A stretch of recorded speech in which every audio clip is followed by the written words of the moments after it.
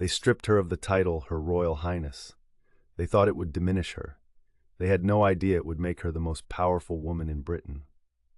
After the separation, Diana entered a new phase.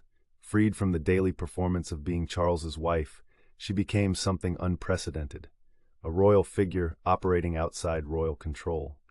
She kept her apartment at Kensington Palace. She kept her public profile. But the leash was gone, and Diana knew exactly what to do with her freedom. On November 20th, 1995, she did the unthinkable. She sat down with Martin Bashir of the BBC Panorama program and gave an interview that 23 million people watched, the most viewed BBC broadcast in history at that time. She looked directly into the camera and said, "There were 3 of us in this marriage, so it was a bit crowded. 3 of us." 7 words that ended any remaining pretense. She named Camilla without naming her. She told the truth about the affair without technically accusing anyone. It was devastating, precise, and delivered with a calm that made it more powerful than any scream. But she did not stop there. Bashir asked about her own infidelity, her relationship with her writing instructor, James Hewitt. "Yes, I adored him," Diana said. "Yes, I was in love with him. But I was very let down." She admitted it, on national television. No hedging, no denial. She owned it. And then she said the line that would define her forever: "I would like to be a queen of people's hearts. But I do not see myself being queen of this country." The palace was incandescent. Within days, Queen Elizabeth wrote personally to both Charles and Diana, not asking, but instructing them to divorce. The Panorama interview had forced the Queen's hand. The institution could not survive this kind of public warfare. It had to end. The negotiations were brutal. Diana wanted to keep the title Her Royal Highness. The palace refused. According to multiple sources, it was Charles himself who insisted she lose the HRH. The Queen reportedly would have allowed her to keep it. Diana lost. The divorce was finalized on August 28, 1996.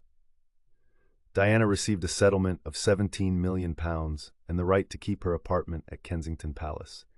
She lost the 3 letters that designated her as royalty, HRH. She was now Diana, Princess of Wales, a title, but not a rank. The distinction mattered to the palace. It did not matter at all to the public. Because here's what the palace miscalculated. They thought the title gave Diana her power. They thought without HRH, she would fade. What they failed to understand was that Diana's power had never come from the palace. It came from people. From the mother who saw Diana holding her sick child's hand. From the AIDS patient whose hand Diana shook when nobody else would. From the millions who watched her Panorama interview and thought, she is telling the truth. Without the title, without the constraints, Diana was more dangerous to the establishment than she had ever been inside it. In January 1997, Diana flew to Angola. She put on a ballistic vest and a protective visor and walked through an active minefield. The images were extraordinary. The most photographed woman in the world walking through a field of buried explosives in a war-torn African country. She sat with landmine victims, people who had lost legs, arms, eyes. She held amputees. She listened to their stories. She demanded the world pay attention. The British government was uncomfortable. Senior politicians called her a loose cannon. The Conservative minister Peter Viggers called her involvement unhelpful. They did not want a divorced princess shaping foreign policy. But Diana did not care about their comfort. She cared about the people stepping on mines. And her campaign worked. The images from Angola were broadcast worldwide. Public pressure mounted. Governments that had resisted a landmine ban began to shift. The Ottawa Treaty, the international agreement banning anti-personnel landmines, was signed in December 1997, 4 months after Diana's death. Her campaign was directly credited as a driving force behind it. She changed the world, not with a title, not with political power, with a pair of boots and the courage to walk where others would not. Through all of this, Diana had a private life that few knew about.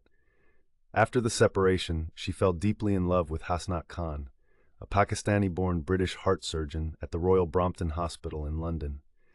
The relationship was serious. Diana called him Mr. Wonderful. She visited his family in Pakistan. She wore disguises to meet him. For 2 years, they were quietly, genuinely happy. But Khan was intensely private. He did not want fame. He did not want photographers. He did not want to be Diana's boyfriend. The relationship could not survive the impossible gap between her world and his need for anonymity. They broke up in the summer of 1997.